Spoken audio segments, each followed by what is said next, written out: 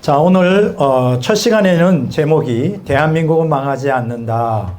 그래서 신명기 11장 12절을 본문으로 택했습니다. 내 여호와 하나님께서 돌보아 주시는 땅이라 연초부터 연말까지 내 하나님 여호와의 눈이 항상 그 위에 있느니라. 아멘. 이렇게 이제 주제로 했었고요.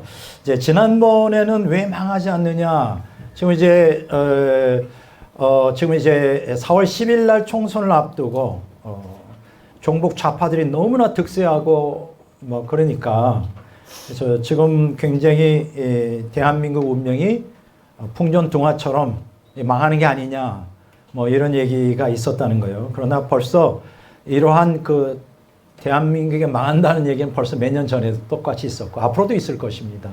그러나 하나님의 어떤 주권적 섭리 가운데 제가 지난 시간에는 그 남로당이 득세하여 그렇죠?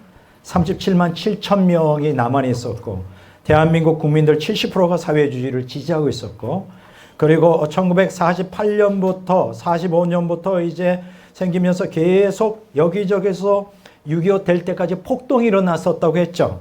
그 대표적인 것이 이제 제주도 4.3 사건 1948년 4월 3일 날 그리고 또 있는 것이 뭐예요? 여수 순천 반란 사건들이 1948년 10월 19일 날 있었고 뭐 그러면서 끊임없이 이미 6.25 전에 남로당을 중심으로 하여 이러한 그 대한민국을 전복시키려는 그러한 음모들이 계속 있었다. 근데 여기서 한 가지 우리가 여기서 기억하셔야 될 것은 남로당이 1946년 11월 23일 날 결성되거든요. 남한에서 박헌영을 중심으로. 그런데 그게 언제 끝나느냐 남한에서 1949년 6월 24일로 끝납니다. 그럼 그게 무슨 얘기일까? 여기서 한 가지 제가 지난 시간에 다 하지 못한 얘기가 좀 있어요. 그거부터 조금 살짝 다루고 이제 오늘 본 주제로 넘어가도록 하겠습니다. 왜냐하면 중요하기 때문에. 그 남한에 기생을 하고 조직적으로 폭력과 남한 정부를 전복시키려 하는 거의 40만이나 되는 그 남로당 당원들이 계속 그 폭력을 휘둘렀는데 왜 그들이 다 어디 갔냐 이거죠. 역사적인 그 사실 좀 얘기해야 되는데 이제 박헌영이 이제 50년 6.25 전쟁을 앞에 두고 49년도에 북한으로 갔습니다. 그래서 사실 이때 당시에 북한에서는 북노당 해서 김일성이가 대표가 있었고요. 남한에서 남로당이나 박헌영이 거의 김일성과 같은 급으로 이제 취급을 하고 있었는데, 박헌영이 올라갔죠. 이제 남한을 정복하려고. 그런데 그때 당시에 무슨 일이 있었느냐. 박헌영이 이제 1950년, 되기 전에, 이때 당시에 이오시프, 스탈린에게 이런 보고를 합니다.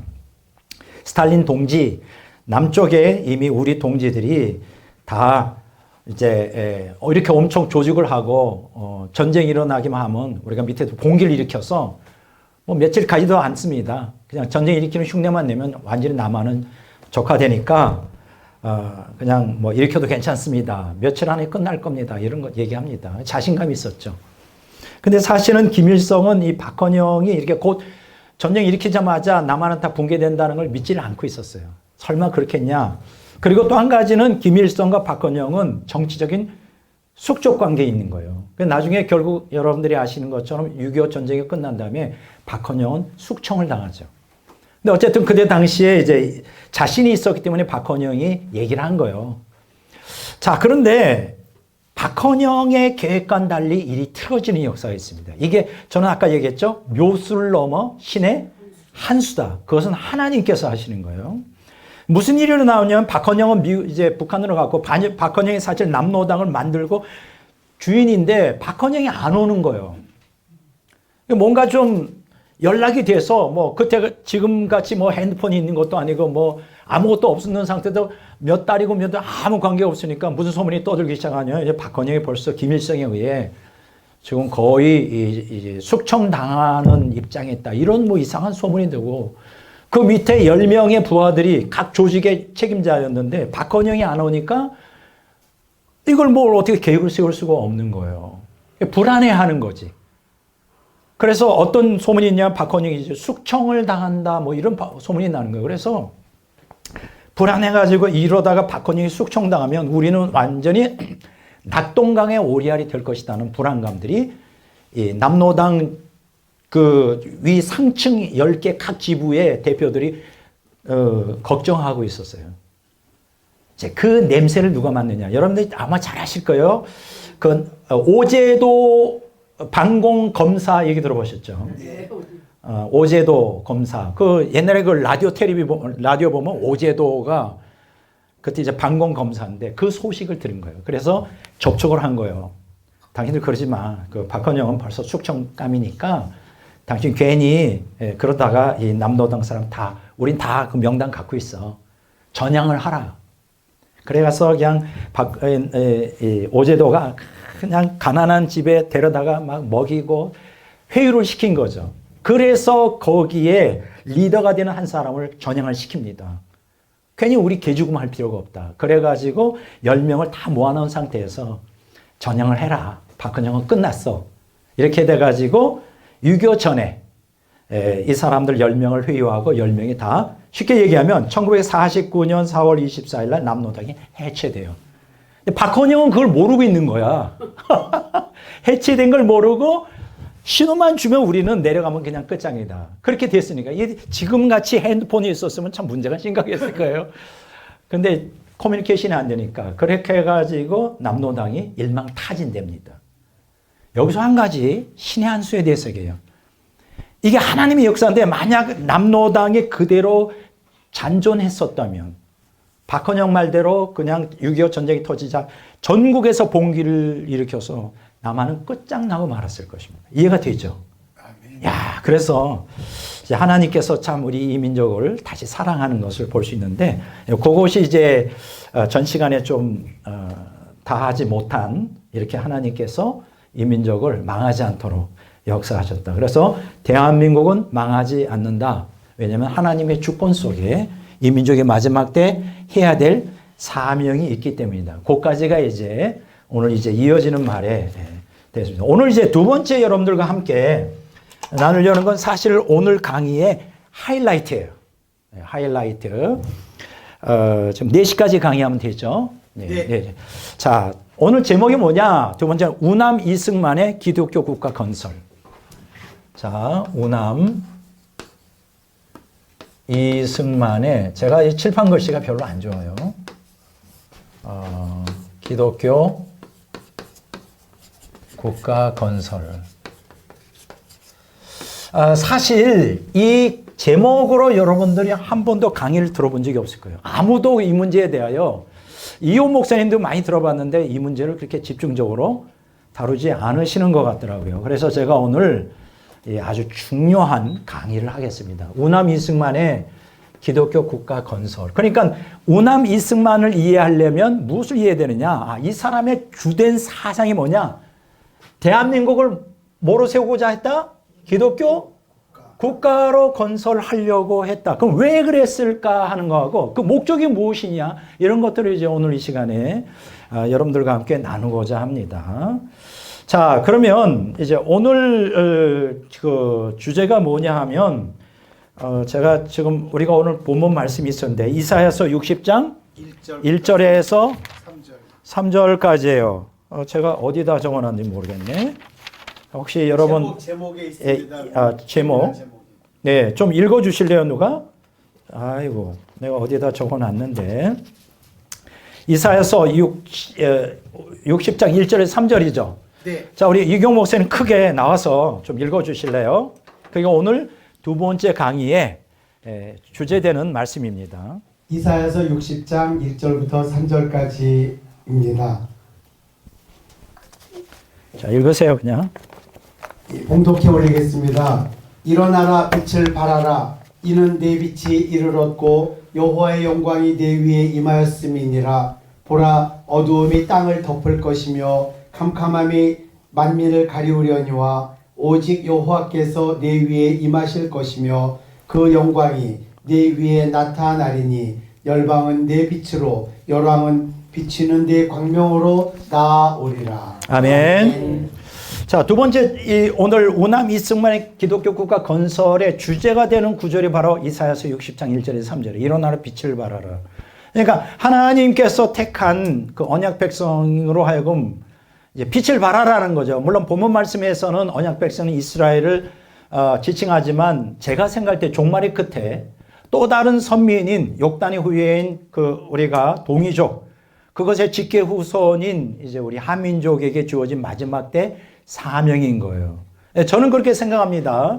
초림하실 메시아에 대한 사명을 누가 짓고 있느냐? 히브리 민족인 이스라엘이 지고 있었다면 재림하실 주님에 대한 마지막 선교의 마지막 패턴 어떤 민족이 갖고 있을까? 저는 한민족이라고 믿습니다. 여기에 대한 충분한 역사적인 자료를 제가 많이 갖고 있어요. 많이 갖고 있습니다. 그래서 근데 그거는 이제 오늘 제 강의의 중심이 아니고 아마 내년 정도나 한번 또 다시 디테일하게 아마 들어보시면 깜짝 놀랄 거예요. 깜짝 놀랄 거예요. 제가 그냥 어깨너머로 들은 게 아니라 우리가 그 중국의 고대 사서들, 한문으로 된 일본 내 역사서들, 그리고 한민족의 고대 뭐 상고사 시대에 대한 거 이런 것들이 확실하게 자료로 갖고 있는 건 나중에 한번 제가 자세히 다루기로 약속을 드리고, 오늘은 이제 두 번째 시간에 우남 이승만의 기독교 국가 건설에 대한 얘기를 하겠습니다. 이승만의 정체성이 뭐냐? 다시 말씀드리지만 이승만은 교육과 정치가보다는 신앙인으로 입장을 봐야 돼요. 근데 지금까지 이승만을 연구한 사람이 교육가나 정치가로만 보고 신앙인으로 조명한 책이 있긴 있지만 제가 몇 권의 책을 읽어봤지만 여전히 만족스럽지가 못해요. 그래서 오늘 신앙인으로서, 참된 신앙인으로서 이분이 기독교 국가 건설을 목적으로 한 이유가 뭐냐, 이제 이걸 오늘 이 시간에 다뤄보려고 합니다. 아까 제가 첫 시간에 뭐라 그랬죠? 우리 한민족, 환국, 배달국, 고조선, 그것이 이제 우리 지금까지 대한민국까지 이루어서 홍익인간과 제세 이화 사상. 홍익인간이라는 건 인간 세상을 널리 이롭게 하는 거예요. 그러니까 해를 안 주는 거죠.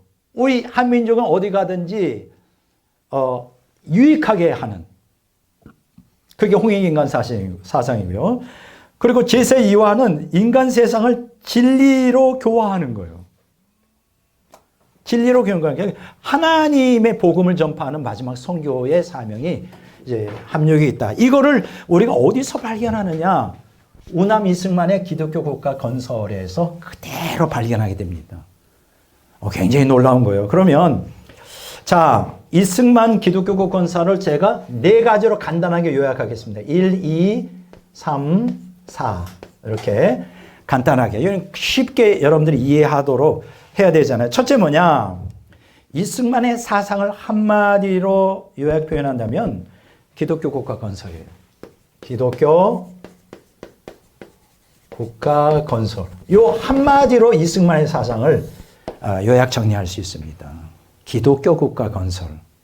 자, 두 번째, 그러니까 왜 이 결론에 이르렀을까? 이제 첫째로는 이제 나중에 나오겠지만 기독교가 첫째라고 하는 것은 뭐냐면 이 사람이 이제 배제 학당에 들어가요. 배제. 나중에 좀 제가 나옵니다. 배제 학당에서 아펜젤러에게 기독교의 복음을 전하고. 근데 이 아펜젤러나 이 선교사들이 뭐예요? 미국 선교사잖아요. 미국은 뭐예요? 기독교 국가잖아요. 생각을 합니다. 이 배제 학당에 뭘 배우느냐면 공의와 정의에 대한 그러니까 평등 사상, 이런 것들을, 자유 사상, 뭐 이런 것들을 배워요. 근데 이들이 모두가 다 기독교다. 그래가지고, 기독교 국가 건설에 대한 이제 자유민주주의를 배웁니다. 근데 그게 결정적으로 어디에서 결실을 맺느냐? 이제 한성 감옥이라고 하는 데서 맺습니다. 거기서 하나님을 만나게 돼요. 이건 좀 이따 제가 설명해요. 그래서 기독교 국가 건설이다. 두 번째로, 그러면서 이제 기독교 국가 건설인데 이분이 목적하는 게 뭐냐? 동양 최초의 예수교 나라로 만들겠다는 비전. 대단하죠?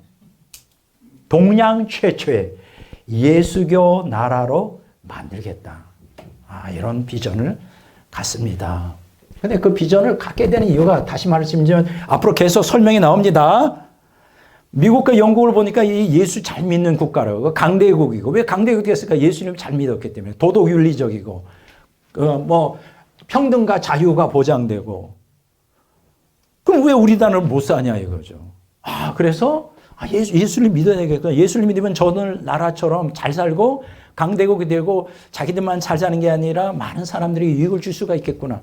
그래서 기독교 국가 건설에 대한 비전을 갖게 된다. 그래서 동양에서 뭐라고요? 최초의 기독교 국가가 되겠다. 이 비전을 갖게 되는 거예요. 자, 두 번째로는 뭐냐 하면 이승만은 하나님의 소명으로서 자신에게 주어진 기독교 국가 건설을 성취하기 위한 수단이 뭐냐 할 때 교육에 있었어요. 교육.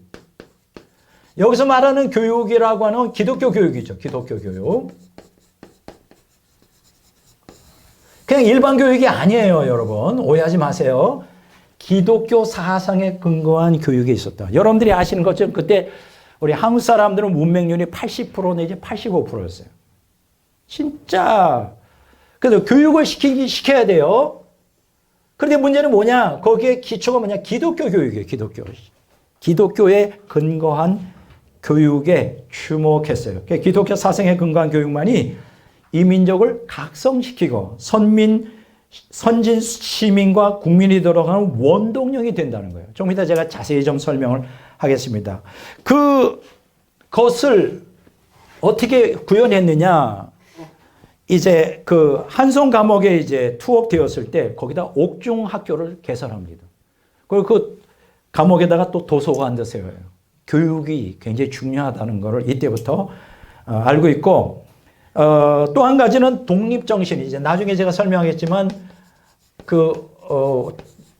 독립정신이라고 하는 이제 나중에 책으로 만들어지는데, 여기 이제 옥중에서 5년 7개월 동안 감옥 생활하는 가운데 예수님 만나고 우리 한민족의 기독교 국가 건설에 대한 모든 이론이 독립정신에서 다 나옵니다. 책이에요, 책. 그리고 이걸 갖다가 그때 당시 한문이 식자층의 언어였는데 한글로 씁니다. 무식한 사람 다 읽어보라고. 굉장히 이승만에게서는 독립정신이라는 책은 굉장히 중요해요. 여기 안에 기독교 국가 건설에 대한 프로젝트가 다 있다. 그래서 교육을 시켜야 되겠다. 기독교 교육이다. 그것이 기독교 국가 건설을 위한 초석이 된다는 거예요. 이 무식한 사람, 이 무지한 사람들을 기독교 국가 건설이 안 된다는 거예요. 그리고 여러분들이 기억하셔야 될 건 이제 이승만이 미국에 유학 가잖아요. 유학 가서 37년간 혹은 34년간 그가 한 주된 사역이 뭐냐면 교육 사업이에요. 근데 아까 조금만 얘기했죠. 일반 교육이 아니다. 뭐라고요? 기독교 사상에 근거한 교육. 그래서 여러분들 제가 깜짝 놀란 건 뭐냐 하면 미국에서 신학교를 세웁니다. 가장 대표적인 게 두 가지예요. 한인중앙학원. 또 하나는 한인기독교학원. 기독학원. 지금 말하면 신학교예요. 신학교.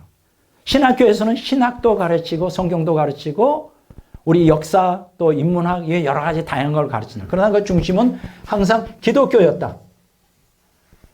근데 사실 우리가 이승만에 대해서 연구하고 가르친 사람이 불신자들은 이런 걸 안 보죠. 그냥 교육가였다. 근데 사실 그렇죠. 기독교 교육가였어요. 나중에 이제 이승만 박사가 박사학위 받고 와서 한국에 잠시 귀국해서 3년간 있었는데 YMCA의 간사로 일하죠. 간사, 총무도 하고 다 교육이죠. 그래서 그렇게 그러면서 이러한 기독교 교육을 통하여 하버드 정착 석사, 프린스톤 정착 박사를 취득하여 이런 교육 사업, 기독교 교육, 특히 신학교를 세워서 기독교 국가 건설을 꿈꿨다. 뭐 이렇게 이제 말할 수가 있습니다. 자, 셋째로 이승만은 하나님의 소명으로서 자신에게 주어진 기독교 국가 건설을 성취하기 위한 수단으로 기독교 사상에 근거한 정치를 주목했다. 기독교 사상, 기독교 정치. 그러니까 여기서 말하는 정치는 일반 정치가 아닌 거예요. 기독교 사상에 근거한 정치를 꿈꿨다. 그래서 여러분들이 재헌국회가 이제 딱 열렸을 때 1948년 8월 15일 날 이제 정식으로 정부가 출범해서 재헌국회가 열리잖아요. 거기에서 처음으로 우리 하나님과 언약을 맺습니다. 그 목사를 시켜서 국회의원 중에 한 명이 목사였는데 그 사람이 대표 기도를 시켜요. 근데 몇 분 동안 기도했는지 알아요? 30분 동안. 아, 목사님도 약간 좀 거시기 해요. 아니, 한 5분이나 10분 하지 30분 동안 뭐 연설을 하듯이 다 머리 숙여서 기도하고 이제 하나님께 이 국가를 바칩니다. 뭐 이런 이게 있어요. 어쨌든 정치에 주목해. 이승만은 기독교 개인의 자유와 평등이라는 개념을 담은 여러분 천부인권 사상을 갖고 있었어요. 대단하죠? 천부인권. 하나님이 타고난부터 인간은 존엄성을 갖고 있다. 자유와 평등. 그 여기서 이제 중요한 거는 제가 좀 이따 설명하겠지만 이승만의 이 기독교 국가 건설 요것과 더불어 굉장히 중요한 그 사상이 있어요. 만국공법이라는 게 있어요. 만국공법. 나중에 제가 설명할게요. 이게 뭐냐? 여기서 만국이라는 건 모든 나라들은 공법이라고 하는 거는 당연히 지켜야 될 합리적인, 모두가 보편적으로 지켜야 될 법이 있다. 그게 뭘까요? 만국공법이라고 하는 거는 쉽게 얘기하면 이런 거예요. 강대국의 약소국을 억압하거나 지배해서는 안 된다는 거예요. 하나님 앞에 모두가 자유와 평등을 누릴 수 있는 그러한 태어나서부터 천부인권을 갖고 있기 때문에 약소국을 억압하고 지배하는 일은 해서는 안 된다. 온 인류가. 그게 다 어디서 나오는 걸까요? 홍익인간 사상과 제세2화 사상이 나오는 거죠. 힘이 있다고 다른 나라를. 근데 여러분 기억하십시오. 2000년 기독교 역사에 보면 16, 17세기에 카톨릭의 스페인과 포르투갈에 의한 제1차 제국주의가 있었죠. 제국주의. 이게 다 기독교, 카톨릭 국가들이 약소국들을 갖다가 지배하면서 압제하고 탈취하고 죽이고 하는 게. 이게 이제 중남미, 그렇죠? 카톨릭. 그 다음에 19세기, 20세기에 뭐가 있었어요? 개신교를 중심으로 해 제2차 제국주의가 있었죠. 뭐 영국, 프랑스, 독일, 미국까지 포함하여. 이거는 뭐예요? 동남아시아, 아랍 쪽에 동남아 다 지배한 거죠. 그럼 우리나라도 포함되고. 기독교 국가라는 나라들이. 이거 아니라는 거예요. 이거 아니라는 거예요. 기독교 정신은 거기에 있는 게 아니라 만국공법이라는 거예요. 이걸 외워두십시오. 이승만의 기독교 국가 건설에 있어서 겉으로 드러난 사상은 만국공법이다. 이게 바로 홍익인간과 제세2화의 사상의 깊은 뜻을 갖고 있다. 모든 사람들이 하나님 앞에 평등하고 자유를 누려야 되는 거. 이걸 갖다가 이제 꿈꿨던 거예요. 자, 이 만국공법을 하려면 이미 이승만은 깨닫고 있었어요. 공산주의 사상 가지고 안 된다는 거예요. 하나님을 믿는 영국과 미국처럼 자유민주주의, 이 정치 제도만이 이러한 만국공법의 정신을 구현할 수 있고, 이것은 우리 대한민국의 기초, 기독교국가 건설을 토대로 한 그 겉으로 나타나는 사상이 되어야 된다. 이렇게 생각을 했던 것입니다. 자, 이해가 되죠? 자, 네 번째는 뭐냐, 네 번째. 자, 이렇게 이승만은 기독교 국가 건설을 기초로 하는데, 그 다음에 교육을 통하여, 기독교 교육을 통하여, 그 다음에 기독교 정치를 통하여, 우리가 이제 만국공법을 이루어야 되는데, 그 목적이 뭐냐 하는 거예요. 이거 굉장히 중요한 얘기입니다. 왜 우리가 그렇게 해야 되느냐. 그 이유는 뭐냐 하면, 쉽게 얘기하면, 충격적인 거예요. 세계 선교를 위해서였어요. 세계 선교. 사실 홍익인간과 제세2화도 뭐예요? 세계 선교죠. 세계 선교. 전 세계 나가서 홍익인간 사신을 구현하고 제세2화의 사상을 우리 민족을 통하여, 마치 아브라함이 창세기 12장에 보면 하나님이 너를 통하여 모든 민족들이 복을 받게 하겠다. 사실 우리 민족이 그 사명을 갖고 있는 거예요. 여러분, 다른 아까 얘기한 대로 제1차 제국주의에 16세기, 17세기에 스페인과 포르투갈을 중심으로 한 기독교 국가들은 가는 곳마다 착취하고 죽이고 다 뺏었잖아요. 그래서 여러분 16, 17세기에 그랬기 때문에 그러니까 19, 20세기 제2차 제국주의는 이 개신교를 중심으로 또 착취하고 지배하고 그랬잖아요. 그래서 이러한 전례가 있기 때문에 이들 나라들은 사실은 기독교에 대한 이미지가 안 좋아요. 서양 그 선교사들이 가면 이를 가려요. 또 자기네들 압제하고 착취하고 죽이러 온 줄 알고. 그러나 여러분 아십니까? 전 세계에서 숫자적으로 미국 다음으로 두 번째로 세계 선교사를 파송한 나라가 대한민국입니다. 그렇지만은 국민의 숫자에 비례한다면 한국이 최고죠. 이해가 되세요? 근데 여러분 어떻게 생각하세요? 물론 그 미국에서 스코틀랜드에서 웨일즈에서 영국에서 선교사들이 참 훌륭한 일들을 많이 했지만 그들 중에 우리가 한민족 그 우리 교회사 역사를 공부해 보면 그들 상당수가 미국 정부하고 이렇게 결탁을 해가지고 이권 사업, 기차를 놓거나 광산 사업이나 이권 사업을 통하여 이렇게 탈취하려고 하는 선교사들이 상당히 있었어요. 한 1980년대 그 19세기 말 20세기 초에. 근데 어때요? 한민족은 가는 곳마다 선한 일을 하잖아요. 지금도. 압제하거나 탈취하거나 하지 않죠 하면 무조건 주려고 하죠. 이게 바로 우리 한민족의 이 뿌리, 정신 사상에 있는 거예요. 홍해인간 사상. 이게 하나님의 사상이에요. 삼신일체 하나님, 삼일체 하나님을 믿었던 이웃사랑의 표현으로서 홍해인간 사상을 제세일화, 이화 이렇게 발음이 잘 안 돼요. 한문이라. 이런 사상에 우리는 그 건국 초기 우리 한민족이 토대로 났던 그 고대로부터 내려오는 지금까지 내려오고 앞으로 있을. 그래서 한국 사람 선교사 가면 다 환영인 거예요. 백인들은 싫어하지만 한국 사람들은 어디나 좋아하는, 앞으로도 좋아합니다. 우리는 지금 전 세계에 유익을 주잖아요.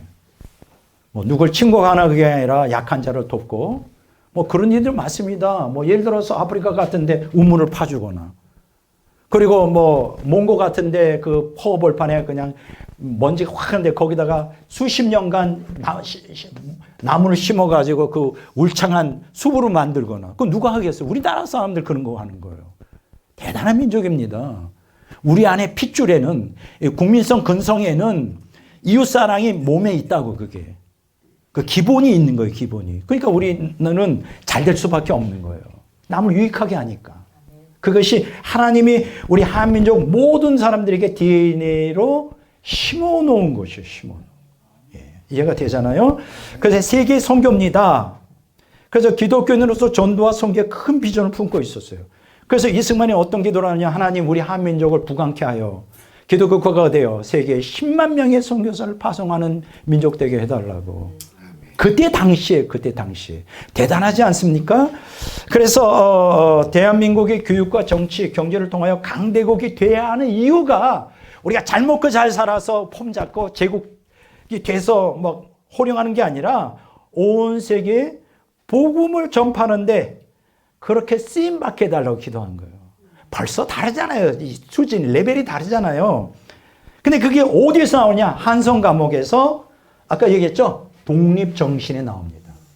그러니까 여러분들이 이승만의 기독교 국가 건설을 이해하려면 만국공법 이런 것들이 그리고 기독교 정신이 독립정신이 다 나와요.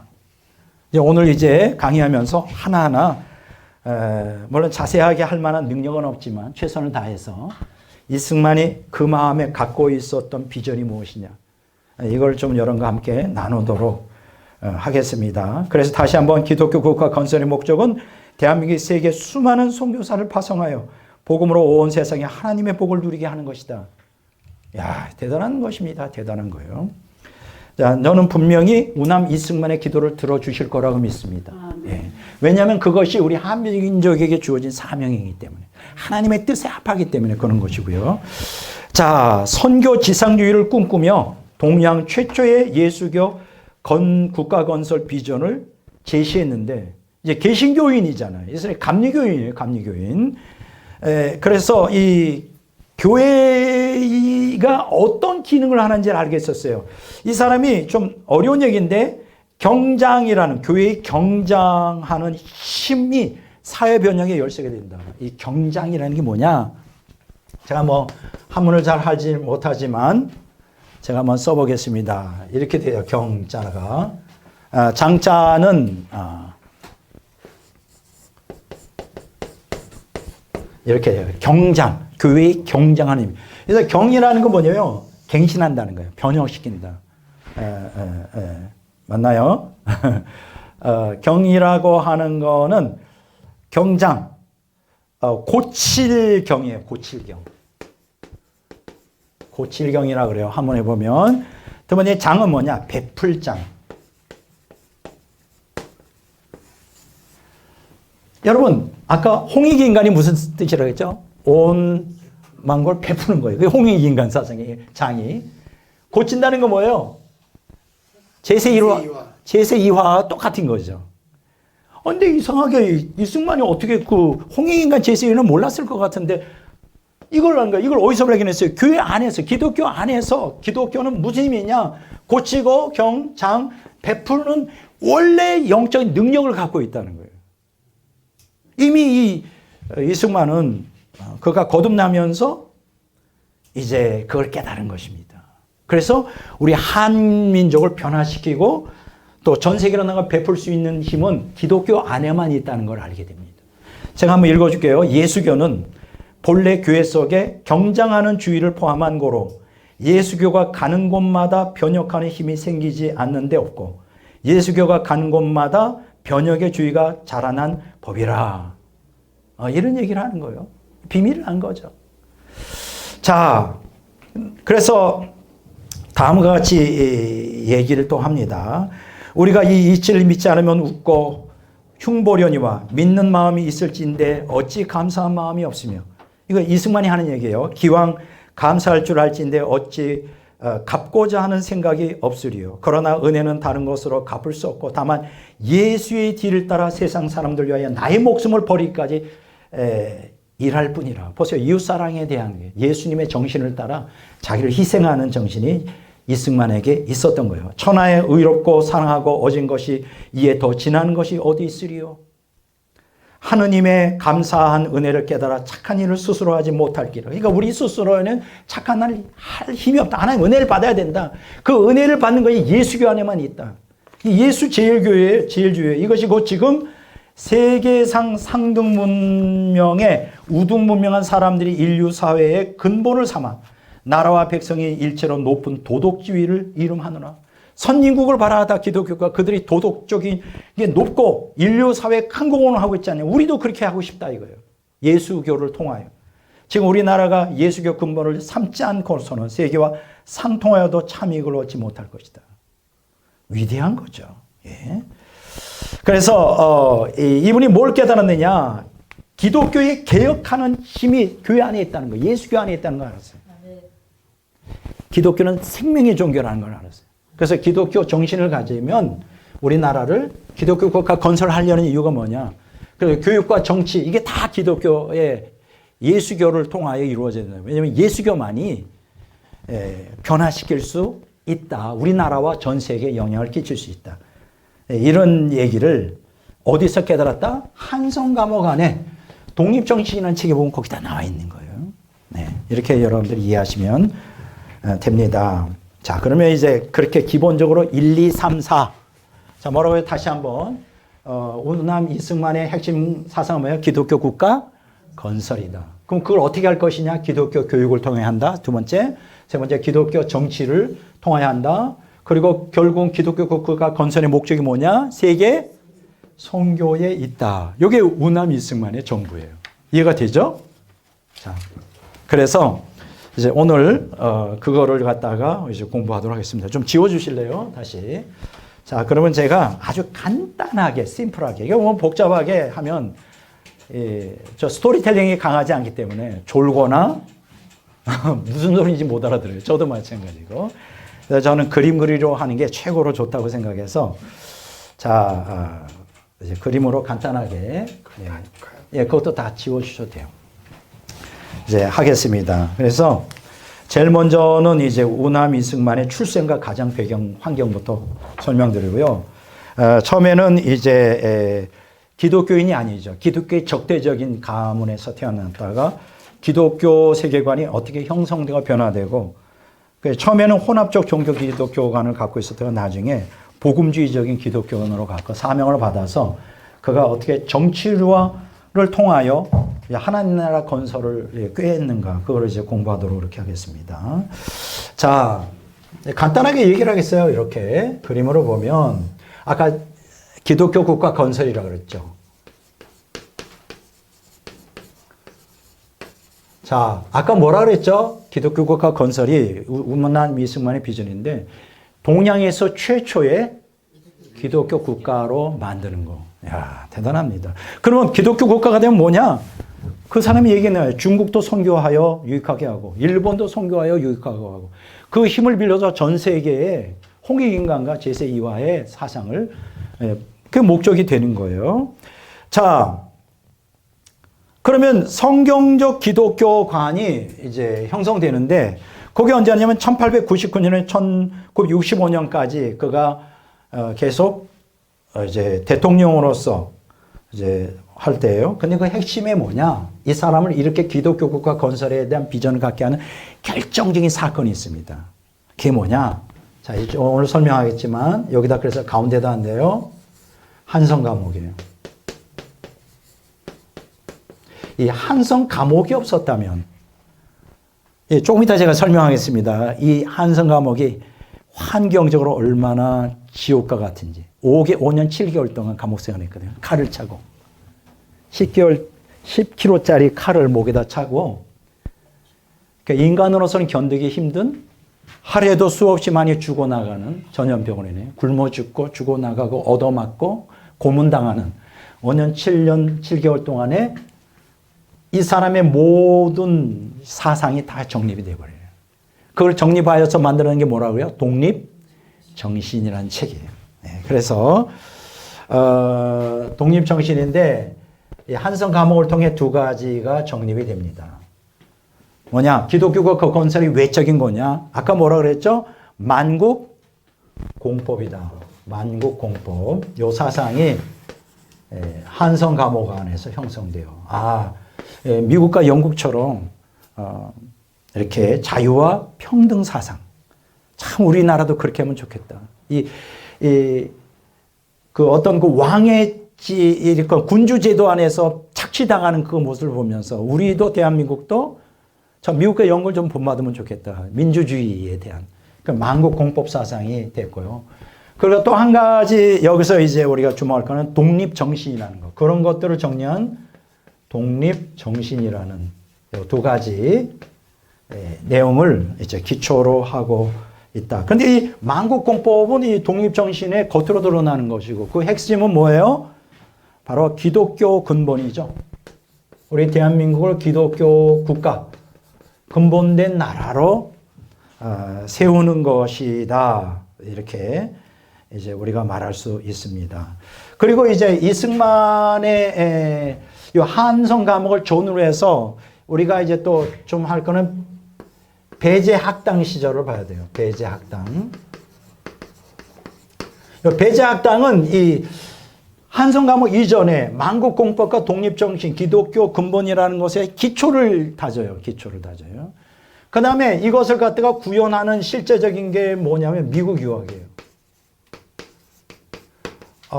이 이승만은 어떻게 알게 되느냐면 독립투쟁, 무력으로 독립투쟁을 가지고 국가를 세울 수 없다. 그럼 어떻게 되느냐? 칼자를 쥐고 있는 게 미국이잖아요. 그럼 미국으로 가서 내가 일단 공부를 해야 되겠다. 그래서 박사학위. 얼마나 이 이승만이 똑똑한지요. 6개월 만에 영어를 마스터합니다. 나 부러워. 엄청 부러워요. 10년 해도 좀 마스터가 안 돼. 20년 해도 안 되는데 이승만이 얼마나 머리 좋으니 6개월 만에 그때 뭐 제대로 된 사전도 없어요. 그 사전이 뭐냐면 중국어하고 영어 사전, 한글 사전은 없어요. 그래서 이승만이 한때는 자기가 한글 사전을 만들다가 못했어요. 시간이 안 돼가지고. 6개월 만에 영어를 마스터해요. 그래서 졸업할 때, 배제학당을 졸업할 때 영어로, 야 대단해요. 천재예요, 천재. 나도 그 천재였으면 지금 뭔가 하긴 할 텐데. 공부만 하라고 그냥 천재가 아닌가 봐요, 그냥. 자, 이렇게 두 가지를 여러분들이 이제 정리를 해서 이제 공부를 하겠습니다. 배제학당과 미국 유학. 이렇게 해서 결국은 대한민국의 초대 대통령으로서, 그거는 전 시간에 조금 얘기했기 때문에 오늘은 우리가 요런 중요한 배제학당, 한성 과목, 뭐 미국 유학도 자세하게 내가 안 하겠습니다. 뭐 너무나 이렇게 이승만의 기독교 국가 건설 요거를 중심으로 회심을 통하여 어떤 배경사만 가지고는 하면 한 시간이 다 끝날 것 같아요. 자, 출생과 가정 배경을 보겠습니다. 이 이승만은 1875년 3월 26일 황해도 평산군 마산면 능안골에서 아버지가 이제 이경선이었고요. 서당 훈장 김창훈의 외동딸인 어머니 김혜김 씨 사이에 삼남 이녀 중에 막내 아들로 태어났다. 그런데 그 위로 두 형이 있었는데 홍영을 앓다 다 죽어버리고 이제 외아들이 된 거예요. 우남 이승만은. 근데 아버지도 독자야. 그러니까 굉장히 6대 독자가 된 거예요. 이게 귀하죠, 손이. 자, 그렇게 돼서 우남은 이제 역사의 배경을 보면 조선 왕조의 창건인 그 태조 이성계의 후손입니다. 태조 이성계 후손이에요. 그 세종대왕의 형님인 양녕대군 이제의 16대 손이다. 왕족이죠. 뭐 지금이야 뭐 왕자가면 이렇게 폼 잡지 않지만 그때는 대단했어요. 그래도 이성계 18대 손이었습니다. 서당에서 한문을 공부한 거죠 그때는. 그래서 열심히 이제 공부해서 과거 시험에 보면 그때마다 떨어지는 거. 왜 떨어졌을까? 실력이 없어 떨어진 게 아니라 그때 기득권자들이 다 해먹었어요. 지네들끼리 이미 돈 뒤에 다 받고 지네들끼리 다 이미 합격과 불합격 당락은 다 결정돼. 그러니까 불의한 사회였죠. 이승만 같이 똑똑한 사람이 지금 말하면 사법고시 같은 거 해서 관직으로 나가려고 해도 이게 계속 낙방하니까 안 되는 거예요. 근데 이제 이런 상황 가운데에서 1894년 청일전쟁에서 일본에 승리하고 또 이 개혁을 주장하는 갑오경장 같은 것들이 이제 일어나면서 그렇게 몇 년 지나다 보니까 과거 제도가 없어져 버린 거예요.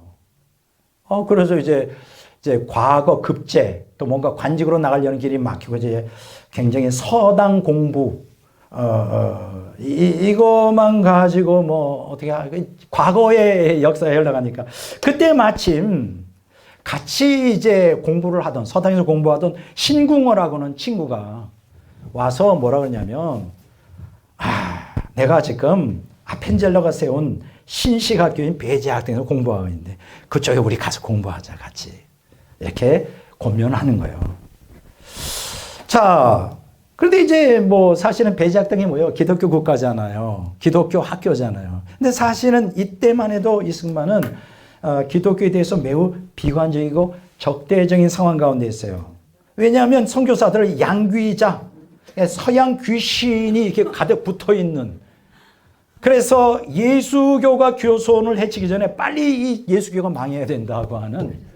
그렇잖아요. 그 유교 집안에다가 또 불교의 영향을 받아가지고 엄마는 절대 불교도로서 너 양귀자 따라가면 넌 죽어. 그렇게 하고. 그래서 이승만도 또 그렇게 생각하고 있었기 때문에 배제학당이 이제 양귀자들이 이제 이렇게 운영하는 학교라 처음에는 그러다가 선택의 여지가 없잖아요. 그래서 이승만이 어떤 생각을 했냐. 그래. 영어라도 좀 배우자. 그러면 통역관으로 쓸 수 있지 않을까. 그때 당시에 이제 배제학당을 통하여 이때 당시에 고종 황제가 통역관으로서 아무래도 미국과도 이렇게 외교를 해야 되니까 통역관으로 쓸 것으로 배제학당이라는 이름을 하명해주고 또 그걸 허락하는 상태에 있어요. 그래서 이승만은 어떤 생각이냐. 그래. 뭐 양귀자든 뭐든 우리는 관심 없어. 통역관으로도 해봐야 되겠다 해서 입학을 하게 됩니다. 이때가 1895년에서 1899년 사이인데 배제학당에 입학해서 서양 근대 학문을 수학하기 시작합니다. 여러분 배제학당은 1885년 8월 3일 날 설립됐죠. 미국 감리사 아펜젤라가 2명의 조선인 학생으로부터 시작해요. 근데 처음에는 이제 영어를 교습시키는 거였지만 사실 궁극적인 목적은 뭐예요? 복음을 증거하기 위한 하나의 학교로서 이제 그렇게 배제학당을 세운 것이죠. 자, 그러면서 아펜젤라가 사실 배제학당을 설립할 때 이런 뚜렷한 목적이 있어요. 우리는 통역관을 만드는 게 목적이 아니다. 참된 기독교 정신을 가진 교육자를 통하여 이 나라의 기독교를 전파하기를 원하는 목적으로 갖고 있다. 이런 생각이에요. 그래서 여러분 이 배제학당에 이 교훈이 있어요. 영어로 그 한문으로 모르냐면 유기대자 당위인역인데 이게 마태복음 2장 28절이거든요. 인자가 온 것은 섬김을 받으려 함이 아니라 도리어 섬기려 하고 자기 목숨을 많은 사람의 대속물로 주려 함이라. 이게 이제 그 교훈이죠, 교훈. 자, 그래서 이제 1895년 4월에 배작당에 이제 이승만이 입학하여 2년 동안 영어와 신학문을 배우게 됩니다. 야, 근데 이때 당시에 굉장히 엄격했나 봐요. 1896년 학생들을 남산에 모아 군대시 행진하고 애국가 제창하고 하여간은 그 독립 정신을 고취하고 있었어요. 그리고 여러분들이 아는 것처럼 배제학교는 미션 스쿨이잖아요. 예배와 성경을 가르치고 모든 학생들이 예배에 참석해야 되고 또 아침 예배와 기도회에 의무적으로 참석하고 선교사들은 이제 이걸 갖다가 전도와 선교의 기회로 삼고자 하는 거예요. 그래서 선교사가 명령해요. 학생들은 다 예배를 참석해야 된다고. 근데요, 뭐 어쩔 수 없잖아요. 이승만이 영어만 배우러 왔지만 그래도 그냥 건성으로 예배에 참석하고 뭐 그렇게 하면서 난 영어만 배우고 가리라. 그리고 예배 시간에 선교사들이 설교하는 거예요. 예수님이 뭐 우리를 위해 피 흘려 죽었다는데 이승만은 어떻게 1900년 전에 십자가 못 박혀 죽은 사람이 나 영혼을 구할 수 있단 말인가? 속으로 막 조롱하면서 어리석은 교리 같으니라고 하면서 안 받아들이고 있었죠. 자, 그런 가운데 여러분 이게 굉장히 교육이라는 게 무서운 거예요. 이 쇠뇌된다는 게 계속 시간마다 기독교 성경을 배우고 하다 보니까 점점 어디에 물들기 시작합니까? 소국 근대적 자유민주주의 정치 사상을 이승만이 자기도 모르게 흡수하기 시작해요. 잠깐 비교가 되는 거예요. 고종 황제의 그 강압적인 고리타분한 그 왕정과 이 법치주의와 정치적 자유와 서양 정치론의 이러한 자유와 평등을 주장하는 이 얼마나 차이가 나는 거예요. 그러면서 점점 서양의 민주주의, 기독교 정신에 의한 민주주의 정치책에 대해 매료를 느끼기 시작합니다. 그래서 나중에 독립전에서 이런 얘기를 해요. 나중에 뭐라냐면 배제학당에 입학할 당시에 나의 큰 욕심은 그냥 영어 한 가지만 배우고자 했었다. 그런데 점점 배우면서 정치적 자유의 개념이 내 안에 들어오기 시작했다. 이 한국 일반 백성이 무지한데 정치적 억압에서 어떻게 하면 저들을 구원할 수 있을까? 그거는 지배자의 횡포에서 보호해주는 어떤 혁명적인 이 기독교 정치 지도가 더 좋지 않을까? 뭐 이렇게 이제 고민하기 시작하는 거예요. 자, 그런 가운데서 이제 갑신정변이라는 게 있어요. 뭐 이런 자세한 내용을 하지 않겠습니다. 왜냐하면 갑신정변이 뭐냐면 우리 한국도 개화해야 된다. 개화파예요. 왕정을 가지고는 우리가 이 현대 세대에 배울 수 없다. 그래서 사실은 그때도 선각자들이 있었어요. 미국에서 뭐 공부하고 서재필 박사 아시죠? 이분이 주도했는데 배제학당 교사가 된 거예요. 이승만을 가르친 거예요. 서재필이. 그래서 협성회를 만들고 그러면서 결국은 어떻게 돼요? 서재필이 뭘 강조해요? 우리나라 종교를 예수교로 해야 된다. 예수교를 해야 된다. 막 이렇게 얘기를 하는 거예요. 자유와 평등. 막 이런 것들. 그래서 이제 이승만도 자기도 모르게 자꾸만 자유와 평등, 기독교 정신, 뭐 이런 것들을 생각하면서 왕정, 그 고종 황제의 왕정인데 자꾸만 불신이 생기는 거예요. 그러면서 이런 고백을 합니다. 야, 민주정치라는 게 백성이 주장하는 거구나. 그들은 4년이나 5년, 8년, 9년에 한 번씩 대통령을 국민에 의해서 막 갖추네. 우리는 뭐야, 이거. 한번 왕이 되면 뭐 끝까지 충성해야 되고, 이거는 아닌 것 같아. 국민이 중심이 되는 정부가 이제 들어서야 되지 않냐. 뭐 이런 이제 고민을 하기 시작하는 거예요.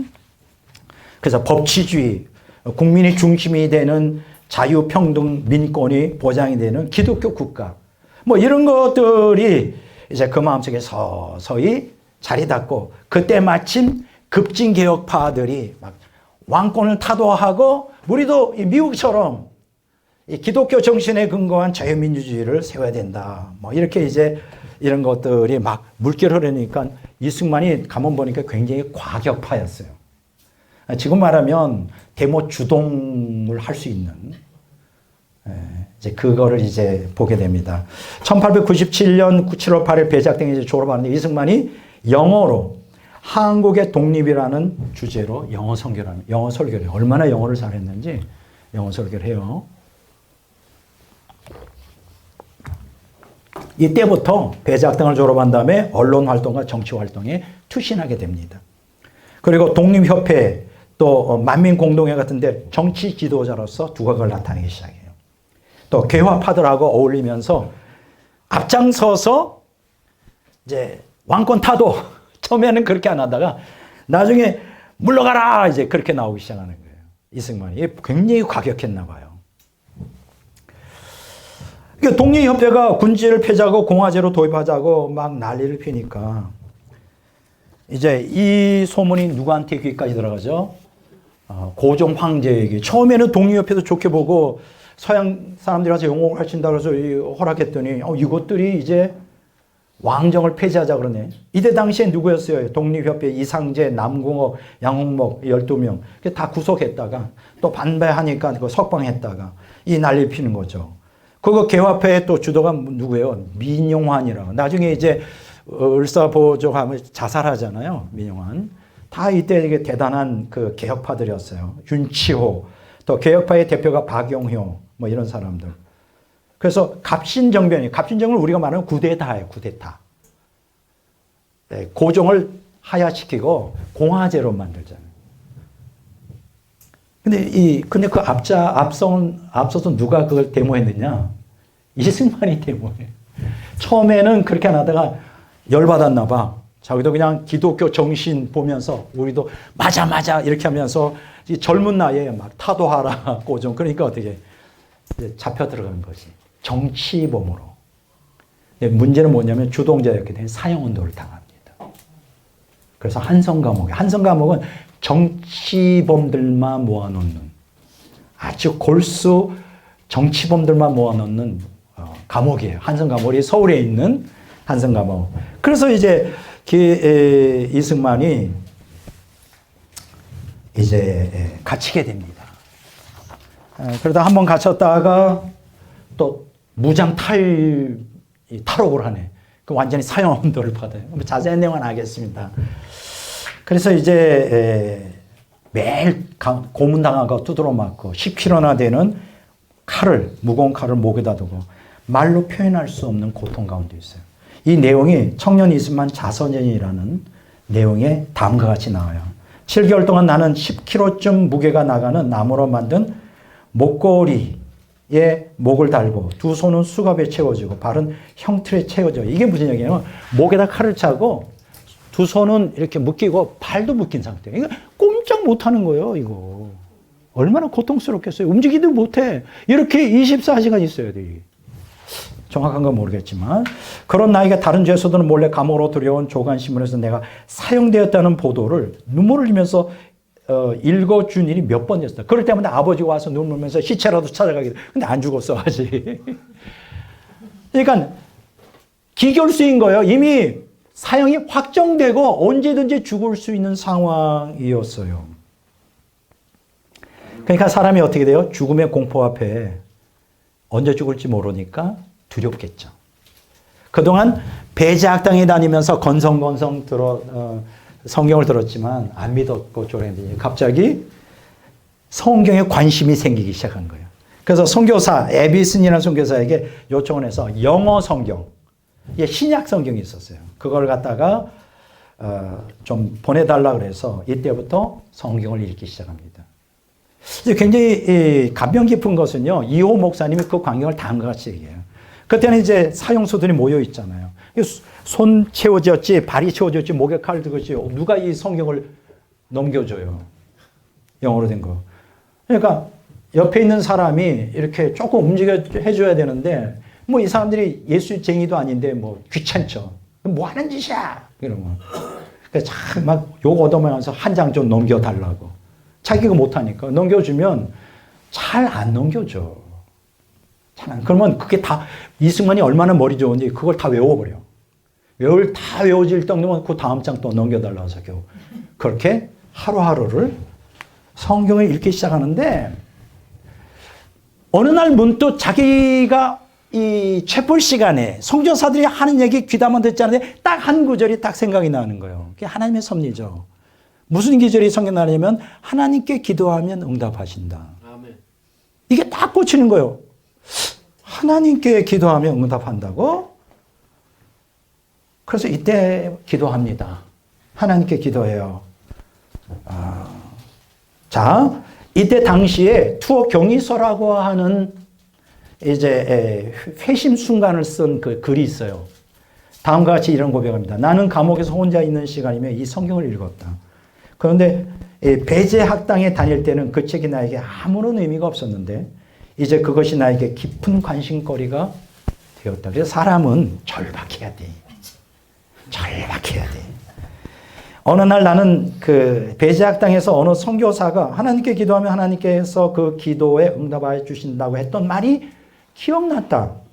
그래서 나는 평생 처음으로 감옥에서 오 나의 하나님, 나의 영혼을 구원해 주시옵소서. 오 하나님, 우리나라를 구해 주시옵소서. 간절하게 돼요. 그런데요, 놀라운 역사가 일어나는 거예요. 마치 다마스커스에 도상을 가던 바울에게 빛이 임한 것처럼 그 순간에 감방이 빛으로 가득 채워지는 것을 경험합니다. 야, 초자연적 역사죠. 그리고 나의 마음에 기쁨이 넘치는 평안이 깃들면서 나는 변한 사람이 되었다. 이때 이 하나님을 만나죠. 이때 거듭남을 경험합니다. 이때까지 내가 선교사들과 그들의 종교에 대해서 갖고 있던 증오감, 그리고 그들에 대한 불신감이 사라져버렸다. 나는 그들이 우리에게 자기들 스스로 대단히 값지게 여기는 것을 주기 위해서 왔다는 걸 깨달았다. 사람은요, 절박한 가운데 인격적으로 하나님을 만나야 돼요. 제가 다시 얘기하지만 우리 대한민국에도 그래도 자칭 장로다, 신자다라고 하는 대통령이 누구나 내가 말 안 하지만 있었어요. 그들은 다 가짜예요. 대한민국 대통령 가운데 유일하게 거듭나고 그 거듭난 그 날부터 하나님의 뜻을 따라 자기가 기독교가 건설이 사명인 줄 알고 평생을 그 사명을 위해 살다간 유일한 사람이 이승만이에요. 여러분, 내가 오늘 다시 한번 얘기하지만 역사를 변환시키는 것은 많은 사람이 필요 없어요. 하나님을 만난 사람. 만날 뿐이 아니라 그 사명이 뭔지를 깨닫고 사명을 위해 목숨을 걸기로 작정한 한 사람을 통해서도 이 나라를 세우고 전 세계를 변화시킬 수 있는 게, 그 사람이 누구냐? 이승만이에요. 이승만은 하나님을 경험한 사람이에요. 그럼부터 어떻게 했을까요? 그 감옥이라는 게 얼마나 힘들어요. 얼마나 힘들어요. 말로 표현하면 콜레라가 막 발생해가지고 죄수들이 전염돼 한꺼번에 죽어가는 상황이 매일 일어납니다. 그래서 그 선교사 에디슨에게 의약품을 갖다 달라고 해서 코로나 감염사 환자들 돌보고 죽은 시신이 하루에도 열 몇 구씩 막 나가는 그런 상황이네. 놀라운 것이 이승만은 걸리지 않습니다. 하나님 은혜라고 생각을 해요. 그래서 이 열악한 환경, 콜레라 전염병에도 성령의 도우심으로 자신이 보호를 받고 있다는 걸 깊이 경험합니다. 이승만이 성령이 주시는 힘으로 다른 병자를 돌볼 수 있음에 이제 고백하는데 1903년 5월 신학월보에 이제 옥중 전도의 감동적인 글에 다음과 같이 얘기를 해요. 혈육의 연한 몸이, 그러니까 육체를 가진 이 몸이 5, 6년 이러한 고난 가운데 큰 질병이 없이 무사히 지내며 내 외국 사랑하는 교중, 이제 이게 좀 어려운 얘기죠. 이 교중이니 뭐니. 이걸 좀 풀어야 돼요. 형제 자매들의 도움으로 보호를 많이 받았고 성령이 나와 함께 계신 줄 믿고 마음을 굳게 하며 영혼의 길을 확실히 찾았으며 작년 가을에 괴질이 옥중에 먼저 일어나 5일 동안에 60명이 죽었대요. 자기 목전에서. 5일 동안에 60명이 죽었지만 또 하루에 17명씩 목숨이 쓰러져가는 상황 가운데서도 이걸 다 시신을 수습하고 홀로 무사히 이걸 극복하고 복음 말씀을 가르치며 기쁨을 이기지 못하였다 그랬어요. 야, 그러니까 이승만은요, 감옥에서 천국을 경험한 거예요. 천국을 경험했어요. 십자가 사랑. 자기가 예수 믿는 다음부터 그리스도의 사랑을 나타내는 그런 사람이 되었다. 자, 신학월보의 기관 6편이 그래도 부활신앙, 개혁신앙, 그리스도 대속 사랑과 이상, 선한 일꾼과 하나님 나라 뭐 이런 주제로 막 글을 쓰는 거예요. 이 사람 마음속에 비전이 일기 시작했습니다. 뭐요? 동양 최초의 예수교 나라로 만들겠노라. 이게 이제 기독교 국가 건설의 시초가 되는 겁니다. 그러면서 이분이 뭐라고 얘기하냐? 고난이 참 유익이었다. 내가 만약 한성 감옥에 와서 5년 7개월 동안 이러한 고난이 없었으면 어떻게 하나님 만나고 어떻게 사명을 받을 수 있을까? 그러니까 여러분 중요한 게 환경이 아니에요. 왜 우리에게 고난의 환경을 허락하냐?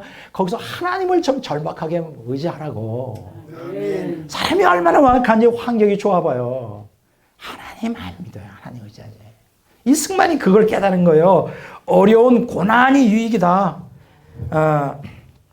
뭐 이제 그렇게 이제 쭉 고백을 하면서 무슨 얘기를 했냐면, 우리가 정치라든가 이런 것들은 교회에 감동을 받는, 교회에서 예수로 인하여 감동받는 사람이 정치를 해야 된다. 그것만이 사회와 교회를, 나라를 변혁시킬 수 있는 힘이에요. 이걸 깨닫는 거예요. 그래서 여러분 보세요. 이 사람이 한성 감옥에 있으며 거듭난 후에 이제 옥중에서 전도를 하는데요. 아까 얘기했죠. 한성 감옥에는 정치범들만, 아주 엘리트들, 괴화파에 속해 있고 왕정을 무너뜨리고 다 배운 사람들이잖아요. 이 사람들이 이 죄수가 미교수가 140명이었고 기교수가 205명, 합하면 345명인데 한성 감옥에서 이 이승만은 전적으로 기도 생활과 전도 생활을 전적으로 합니다. 자, 그래서 이제 언도우드 선교사와 존스 선교사의 도움을 받아 동료 죄수들과 성경 공부를 해요. 죄수들을 개종시키는 거예요. 그래서 이 사람들에게 복음을 전해서 이 사람들이 이제 다 거듭나 기독교 이승만의 전도를 받아가지고 약 40여 명, 그러니까 이때 당시에 40명이 사회 최고위층 지도층이에요. 이들이 나중에 재헌국회나 우리 한국의 그 정부를 구성할 때 요소요소에 다 포진하게 됩니다. 놀랍죠? 하나님의 섭리가. 40명을 전도해서 이 이승만 같은 참된 기독교인으로 만들어요. 참 그거 보면 참 놀랍다고 생각합니다. 그분의 이야기를 한번 들어보세요. 40명 이상의 죄수가 나의 영향으로 기독교인이 되었다. 기쁜 나머지 나는 간수장, 이 끝에다 간수장이죠. 이중진에게 내 경험에 관해 이야기했고 감옥을 방문한 그의 동생 이중영에게도 이야기했다. 그 일이 있은 후에 내가 바뀐 사람이 됐다고 말했고 이 두 사람은 나에게 일어난 변화를 보고 기독교로 개종했다. 야, 놀랍습니다. 놀라워요. 그러면서 이 한성 감옥에 있을 때 뭘 했느냐? 옥중학교를 개설해요. 여기서 한글을 가르치고 성경을 가르치고 이미 이제 사역이 시작하는 거예요. 도서관을 운영하는 거예요. 그러면서 이때 당시에 그 영어 잡지가 있었는데 기독교 아웃룩이라고 하는 이 편집자가 라이먼 에드본트라는 사람이 있는데 이분은 개인 구원도 중요시하지만 사회 구원도 강조했어요. 기독교인은 사회를 변혁시켜야 된다. 이승만이 거기에 영향을 받아서 이제 난 참된 기독교인으로서 하나님을 위하여 정치가로서 정치로서 좀 변혁을 시켜야 되지 않겠나. 하나님 나라를 이 나라에 세워야 되지 않겠나. 이렇게 생각합니다. 그러면서 이 한성 감옥에서 수감되어 있을 때 이제 선교사들이 넣어준 아웃룩이라는 잡지에 그런 기사가 있었어요. 전시 중립권과 금지뿐. 이게 무슨 얘기냐면 나중에 이승만의 박사학위 논문의 내용이 됩니다. 정치학 박사해야 되는 이제 그런 것도 이제 접하게 되고 여기에서 만국공법이라고 하는 사상이 정립이 돼요. 만국공법. 아까 제가 얘기했죠. 만국공법. 이게 무슨 사상과 같다 그래요? 홍익인간 사상, 제세1화, 2화와 같은 사상이라고 했죠. 만국공법이 뭐냐면 하나님의 진리와 그 인간의 그 양심에 따라 세계 만국 모든 사람들이 균등한 이익과 권리를 누려야 된다. 그때까지는 기독교 국가들이 압제하는 제국주의였는데 그거 안 된다는 거예요. 기독교 정신은 그게 아니라는 거예요. 그래서 서로 피차에게 이익을 주고 속국과 보국이 되는 참화를 그걸 없애야 되고 우리가 연약한 나라들이 강한 나라를 쌓아서 그냥 평화롭게 살 수 있는 이게 바로 기독교 정신이잖아요. 그렇죠? 약한 자들을 강한 자들이 도와주고 이게 만국공법 사상이 이제 이때 한석 감옥 안에 독립정신 안에 이게 나옵니다. 이게 만국공법이 어디서 나온 거예요? 기독교 정신에서 나온 거죠. 이해가 되잖아요. 그렇죠? 기독교 정신에서 나온 거잖아요. 그 얘기를 하는 겁니다. 그러니까 이때 당시에 국제 질서가 약육 강식이었다면 그거 다 안 된다. 진정으로 우리 기독교인이라면 만민에게 공의와 정의를 행하고 약한 자를 강한 나라가 이렇게 도와주는 그런 일을 해야 된다. 이렇게 얘기를 하는 거예요. 자, 그러면서 이제 옥중에서 지필 활동을 합니다. 참 이 이승만이 사상가요. 글을 엄청 썼습니다. 글을 엄청 썼고, 사실 지금 이제 안타까운 현실은 지난 70년 동안 이승만이 너무나 왜곡됐고, 종북 좌파에 의해서 북한과 뭐 이런 자들의 사주를 받은 자들이 이 이승만을 왜곡했기 때문에 이승만에 대한 조명이나 이승만에 대한 연구가 이 소수의 사람들에만 되고 다수는 다 그냥 왜곡된 상태예요. 제가 지난번에 건국 전쟁이라고 하는 영화를 보면서 좀 가슴 아팠던 건 하와이나 미국에도 이승만의 자료가 엄청 많습니다. 그분의 업적이 굉장히 많은데 이 문정권 때 완전히 탄압을 해버리니까 뭐 하나 건물 제대로 세우지도 못하고 그 위대한 그 역사적 사료들이 다 그냥 창고에나 굴러 떨어지고 너무 가슴이 아픈 거예요. 근데 이제 다양한 거는 지금 이승만 어떤 기념관을 하나 세운다 그래요. 빨리 세워져야 돼요. 빨리. 정말 빨리 세워져야 돼요. 그래서 그 귀한 자료들, 지금 굴러 돌아다니는 그 귀한 그림이나 이런 문서 자료들이 굉장히 많은데 이거를 좀 이제 그런 기념관에 세워주면 후손들이 좀 볼 수 있도록 좀 이런 바람을 갖고 있어요. 참 이승만은 공부도 많이 했지만 글을 참 많이 쓴 사람입니다. 여기 이승만이 신학월보에 다음과 같이 얘기해요. 하나님께서 온 세상 사람들을 똑같이 만들어줬고 그렇기 때문에 똑같은 권리를 갖고 있다. 그래서 압제를 하면 안 된다. 강한 자가 약한 자를. 예수교로 변화시키는 법이 아니면 독립하는 생각이 날 수 없는 거로 이 지각이 있는 사람은 다 장래 여망을 예수교회에 둬야 된다. 얼마나 철저히 그 예수님 신앙에 이승만이 그걸 한 거죠. 예수교만이 하나님의 말씀의 진리만이 사람을 변화시킬 수 있고 국가를 변화시킬 수 있다. 뭐 이런 것들이 이제 나옵니다. 그리고 여기에서 또 신학월보에 실린 이제 그 한국 교우들이 힘써야 될 일이라고 하는 내용에 보면 모든 게 다 예수교에 달려 있다. 성경이 진리만이 우리를 변화시켜요. 지금 제가 해석을 하는 거예요. 성경이 이치를 따라 정치나 법률이나 이런 모든 국민들을 교화시키는 것이 성경에 근거하여 해야 된다. 이거 보면 어떤 때는 이승만이 목사가 아닌가 할 정도로 대단한 신앙인이다. 이렇게 얘기를 합니다. 그런데 굉장히 여기서 결정적인 얘기를 합니다. 한번 읽어볼게요. 우리도 오늘부터 깨달아 우리 손으로 힘들여 나라를 영국, 미국 같이 만들어 놓고 세계 각국의 선교사를 파송해야 야만과 미개한 인종들에게 전도해야 될 사명이 있다. 그 이유가 뭐냐? 이로 인해 우리도 복을 크게 받는다는 거예요. 선교나 하는 나라가 복을 받는다. 알고 있었어요. 우리 권리도 강해지고 또 우리나라의 영광도 영국과 미국처럼 되어진다. 우리가 세상의 참동 행복을 누리려면 착한 일을 해야 된다. 그리스도 안에서. 얼마나 놀라운 거예요. 우리가 선교해야 된다. 선교해봐라. 영국과 미국을 봐라. 선교사를 파송해 저들이 얼마나 복을 받았냐. 우리 민족도 복을 받아야 된다는 게 사실이잖아요, 여러분. 그죠? 이러한 이승만의 사상이 있어요. 독립정신의 이제 이러한 기독교 구국론이 지금 제가 쭉 설명한 대로 이제 설명이 됩니다. 그래서 쭉 보면 뭐 반복되는 얘기지만 사람이 이러한 교육이나 정치 이게 다 무슨 변화에서 되냐? 마음의 변혁에서 와야 된다. 마음. 머리로만 안 된다. 마음 변혁. 이 마음 변혁은 어디서 와야 돼? 예수님 믿는 신앙에서 와야 돼. 신앙. 예수님밖에 없다. 그걸 여기서 강조해요. 그래서 우리는 기독교 국가 건설을 해야 한다. 이게 이제 한성 과목 안에서 독립정신이라는 책을 통하여 끊임없이 여기에서 얘기합니다. 그래서 이런 얘기를 해요. 지금 세계에서 이 최고 영국이나 미국이나 상등 문명국의 우등 문명한 사람들은 다 그리스도 기독교의 가르침을 따라 된 것이다. 우리 민족도 그래야 된다. 예, 기독교를 근본으로 삼아야 된다. 이게 얼마나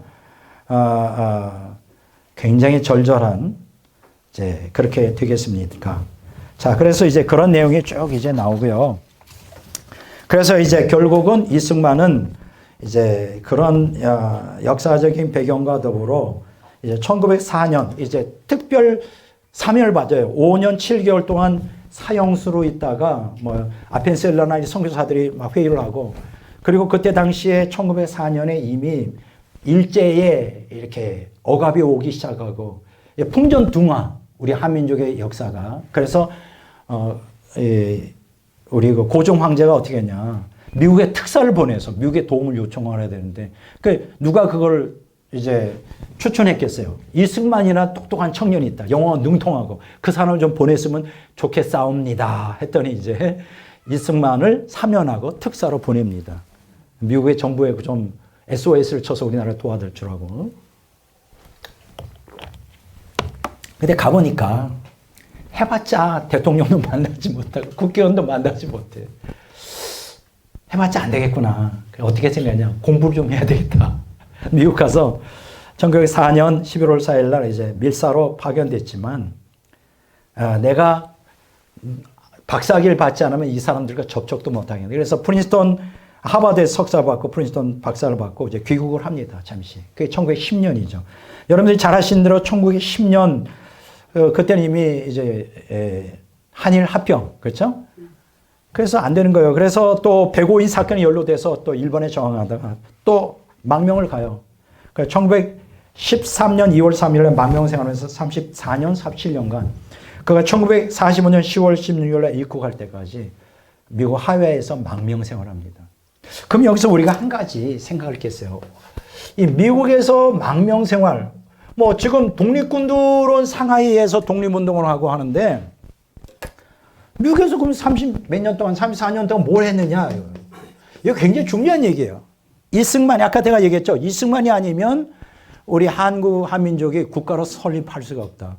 그러면 미국을 설득시켜야 되는데, 미국의 그 정치가들 설득을 시켜야죠. 그러려면 어떻게 돼요? 미국의 문화를 잘 알아야 되고, 영어 능통해야 되고, 박사학위에다가. 그래서 하나님께서 특별한 은총이 있는 거예요. 은총으로 미국에서 독립운동을 계속 했던 거예요. 예, 그래서 이제 결국은 이승만이 이제 그렇게 되는데, 자, 여기서 한 가지, 이제 시간이 이제 뭐 한 15분 정도 남았는데, 여기서 한 가지, 1919년 여러분들이 잘 아시는 대로 임시정부가 상하이에서 건립되잖아요. 1919년. 이때 누가 거기에 초대 그 대한민국 임시정부의 수장이냐? 이승만이에요. 초대 대통령이에요. 여러분 오해하지 말아야 될 거는 1919년에 임시정부의 대통령도 이승만이었다고, 일대. 추대가 된 거예요. 근데 여기서 제가 깨닫게 되는 게 뭐냐면, 민족 지도자 40명, 한성 감옥에서 이제 이승만의 전도를 받아서 기독교인이 된 그 민족 지도자들이 다 그 임시정부에 요직이 있었고, 이들이 1919년 대한민국 임시 헌장을 공포하는데 핵심이 뭔지 알아요? 기독교 국가 건설이에요. 놀랍지 않아요? 우리 대한민국은 기독교 국가 건설이 목적이다. 임시 정부의 헌장에 그렇게 나와 있어요. 자, 뭐 자세한 건 자세히 말씀드릴 수 없지만, 대한민국 임시 헌장, 임시 정부 법령 제1호, 제일 첫 번째 뭐냐면, 이게 좀 한문이라 좀 어려워요. 하나님과 인간이 하나가 되어 서로 협력함으로 우리 서울의 30일간 평화적 독립을 30여 주에 또 광복하고, 이거 너무 한문이 어려워서 한문으로 말하면 이 핵심이 뭐냐, 독립선언이 하나님의 뜻에 의한 것이다. 우리는 독립을 하면 뭐하냐, 인류 공영을 위하여 우리는 기독교국가 세우겠다 이거죠. 독립의 필연성에 대해서 임시정부 헌장에 제일 먼저 나와요. 제7조에 보면 이런 얘기가 나왔어요. 뭐 대한민국은 하나님의 뜻에 따라 공국한 정신을 세계에 이렇게 전하여 인류의 문화와 평화에 기여하고자 한다.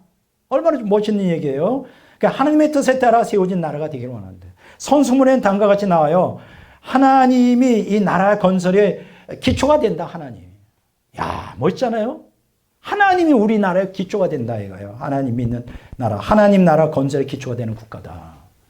이게 임시정부 1919년에 이승만 그때 당시에 임시정부의 대통령이 40명의 기독교인들과 함께 그걸 선언합니다. 그러니까 이런 나라가 없어요. 이런 나라가. 이런 나라가 없다고요. 이런 나라가. 대한민국 임시정부가 그때 세워져요.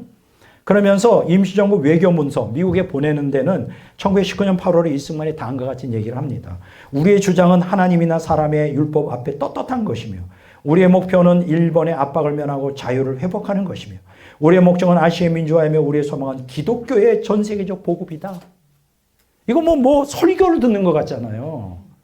그러니까 오늘 지금 제가 여러분과 함께 쭉 오늘 강의를 듣고 서로 나누면서 이승만의 아주 깊은 곳에 하나님에 대한 기독교 정신, 성경 말씀에 기초한 홍익인간과 제세 2화의 정신이 깃들어 있는 거예요. 깃들어 있어요. 기독교 국가가 돼야 된다. 동양에서 최초의 기독교 국가가 돼야 된다. 그래서 세계 선교를 하면 그렇게 하나님께 쓰임 받으면 이 나라가 하나님이 자연히 복을 주시지 않겠느냐. 지금 그 갈망대로 이루어지고 있잖아요. 우리 한국이 국민 대비 미국이 제1등이지만 선교사 2등이지만 우리는 국민의 숫자에 비하면 우리가 최고로 1등이에요. 앞으로 저는 그래서 대한민국이 망하지 않는다는 그 이론이 여기 있는 거예요. 우리 대한민국을 향하여 하나님이 일어나 빛을 발하라고 하는 거예요. 지금 정치판은 막 엉망진창이고 정말 망할 수도 있는 우리가 현상으로 보면 망할 수 있는 상황인데 저는 그렇게 믿지 않는다는 거예요. 하나님 그렇게 망할 거면 벌써 망했지. 그럼 우리는 기도하고 여기 있는 우리가 정체성을 확실히 하고 마지막 때 내 사명이 뭐냐? 전 세계 복음을 세계 선교를 하는 것이다. 주님의 영광을 드러내는 거다. 그러면 이 나라를 망하게 안 한다는 거예요. 아멘. 의인 10명만 있으면 그렇죠. 망하지 않잖아요. 10명이 없겠어요. 우리 한국에 주님을 사랑하는 사람이 10명밖에 안 되겠냐고요. 난 그렇게 생각하는 거예요. 이제 거의 이제 결론에 이르렀는데 이제 이승만이 이제 쫓겨났잖아요. 본인은 망명이 아니지만 이제 어쨌든 쫓겨나서 1964년도에 이제 병세가 악화돼 퀸즈 병원에 이제 옮겨졌고 1965년 7월 19일에 90세로 이제 별세를 합니다. 근데 이제 그 이승만의 그 양자가 있어요. 양아들이 있는데 그분이 회고록에 다음과 같은 내용이 있는데 쭉 얘기를 하면서 아버님은 식사 때마다 기도를 했다는 거예요. 항상 기도하고 하나님께 이제는 하나님께서 주신 사명을 감당하기에 심신이 어찌할 도리가 없이 늙었다는 거예요. 바라옵건대 한국 민족의 앞날에 하나님의 축복과 은총이 함께 해달라고 항상 기도했다는 거예요. 그러면서 이제 이 양아들이 이런 고백합니다. 국가 발전의 기초를 마련하신 우남의 위대한 공적이 기독교라는 신앙에 기초한 것이라는 걸 자기가 알게 되었다. 양아들이 그렇게 고백하는 거예요. 그래서 이제 결국은 이제 우남 이승만이 서거하고 16명의 미국 장성에 의해서 이제 비행기로 운구가 되어 100만 명의 한국 시민들이 이제 애도 가운데 이제 국립묘지에 이제 안장이 되잖아요. 자, 우리가 여기서 주목할 것이 한 가지 있어요. 재헌국회를 시작할 때 이윤영 목사, 이 사람도 재헌국회의원이었지만 갑자기 순서가 없었는데 이승만이 그 사람한테 목사니까 재헌국회 시작할 때 기도해 달라고 하는 거예요. 아까 제가 뭐라 그랬어요? 한 5분만 하지 30분 동안 국회의원들 모아놓은 200명 되는 국회의원들 앞에서 그냥 주구장창 그냥 하는 게 감사와 뭐 이렇게 하는 거예요. 여기서 우리가 기억할 거는 이제 역사학자들은 이렇게 이 기도를 하나님과 맺은 언약 기도문이다.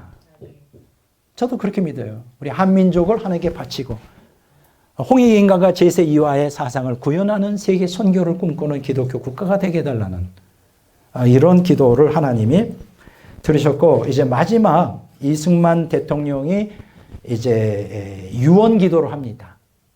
감동이에요. 죽기 전에 뭐라고 했냐? 이제 프란체스카 여사가 이제 회상을 하는데 이승만이 유언 기도 뭐 나오느냐면 갈라디아서 5장 1절의 말씀을 암송하면서 이런 얘기했어요. 그리스도께서 우리에게 자유를 주셨으니 국세에게 서서 다시는 종의 멍에를 매지 않게 해주십시오. 이 민족이 다시는 종의 멍에를 매지 않게 해달라고 기도하는 거예요. 유언 기도에. 그러면서 이렇게 고백을 합니다. 이제 저의 천명이 다해가며 아버지께서 저에게 주셨던 사명을 감당하지 못하겠나이다. 몸과 마음이 너무 늙어버렸습니다. 바라옵건대 우리 민족의 옛 앞날에 주님의 은총과 축복이 함께 하시옵소서.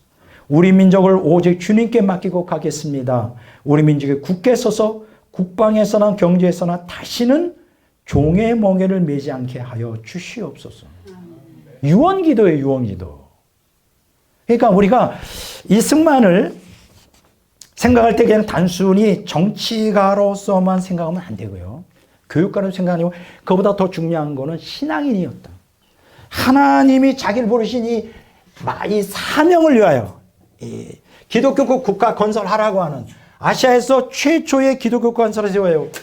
그 하나는 사명을 위하여 목숨 바쳐 죽을 때까지 사명 감당하다가 죽은 사람입니다. 그냥 한 가지 제가 이제 이런 생각이 들어요. 왜 하나님께서 그렇게 민족을 위하여 나라를 사랑하면서 평생을 독립과 대한민국의 영광을 위하여 기도했는데 왜 4.19를 일어나게 했고 왜 쫓겨나게 해서 다시는 대한민국에 들어오지 못하라고. 여러분 이승만이 물러난 다음에 허정 임시 내각이 형성되잖아요. 이해가 되죠? 허정이 들었습니다.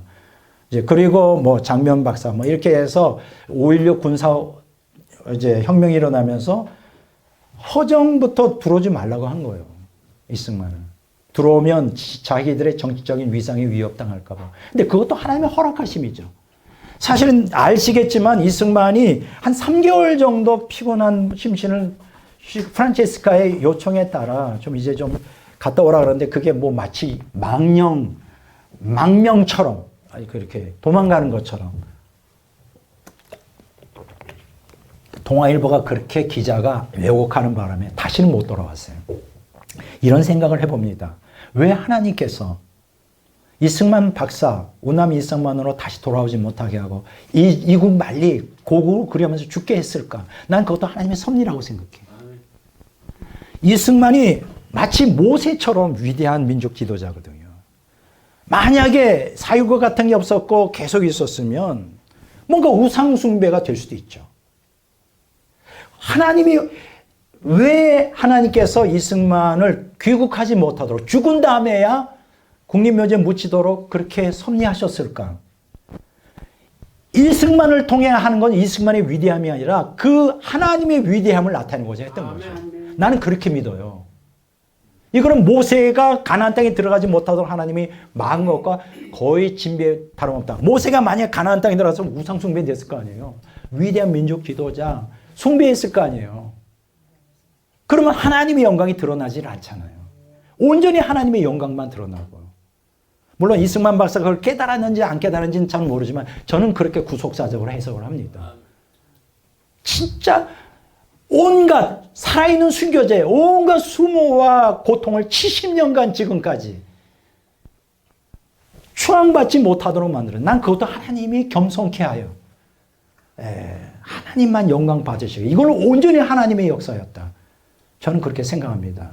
그러니까 여기서 우리가 뭘 교훈을 배웁니까? 우리가 주를 위해서 했다고 자랑하거나 칭찬받을 생각하지 마세요. 바울도 그랬어요. 주를 위해 목숨 바쳐 헌신했지만 목이 잘려 순교했습니다. 모든 것은 다 하나님이 하시는 거예요. 하나님을 그 시대마다 들어쓰시고 그런 자세로 나는 무익한 종입니다. 오직 주님만 영광 받으시옵소서. 이렇게 하나님께 영광 받으시도록 해야 되는 거예요. 그러니까 이승만이 그러므로 위대한 거예요. 영광 받았다면, 국부로서 영광 받았다면 하나님의 영광이 가려지죠. 그러나 이승만은 온갖 수모를 겪었습니다. 70년 동안. 온갖 욕을 다 당했어요. 그 가슴이 얼마나 아팠어요. 가슴이 얼마나 아팠을까. 그렇지만 천국에서는 상급이 크죠. 네, 그래서 이제 오늘 결론을 내면서 이제 우리가 첫째 시간, 둘째 시간 또 우남 이승만의 기독교 국가 건설에 대해서 핵심만 얘기했습니다. 뭐 제가 스토리텔링에 강한 사람도 아니고 그래서 기도 참 많이 했어요. 하나님, 나 이거 어떻게 얘기를 해야 돼? 스토리텔링도 약한데. 근데 무사히 실수하지 않고, 그래서 이렇게 잘 마무리될 수 있어서 감사하고,